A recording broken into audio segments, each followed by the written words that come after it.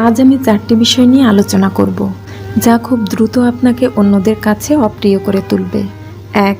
উচিত কথা বলবেন না। অনেকে গর্ব করে বলেন, আমি উচিত কথা বাপরেও ছাড়ি না। কিন্তু উচিত কথা বললেই আপনি মানুষের চক্ষুশূল হয়ে যাবেন। তাই নিজের স্বার্থ জড়িত না থাকলে কখনোই উচিত কথা বলবেন না। 2. অন্যের দোষ বা ভুল ধরবেন না। কারো ভুল ধরিয়ে দিলে তার উচিত আপনার কাছে কৃতজ্ঞ থাকা, কিন্তু না, উল্টো সে আপনাকে ভীষণ অপছন্দ করা শুরু করবে। তাই খুব ঘনিষ্ঠ কেউ না হলে তার ভুল ধরতে যাবেন না। 3. কাউকে উপদেশ বা পরামর্শ দেবেন না। পৃথিবীর সব মানুষই নিজেকে জ্ঞানী মনে করে। সত্যিকারের জ্ঞানীরা এটা প্রকাশ করে না, কিন্তু বোকারা প্রকাশ করে দেয়। সবাই যেখানে জ্ঞানী, সেখানে আপনি কাকে উপদেশ দেবেন? 4. কারো পছন্দকে অসম্মান করবেন না। প্রতিটি মানুষের রুচি বা পছন্দ আলাদা।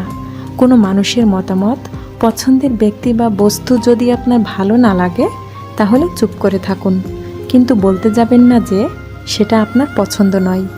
পরিবারের সদস্যদের সাথেও যদি আপনি এগুলো করেন, তাতেও আপনি অপ্রিয় হয়ে যাবেন। সুতরাং বি কেয়ারফুল।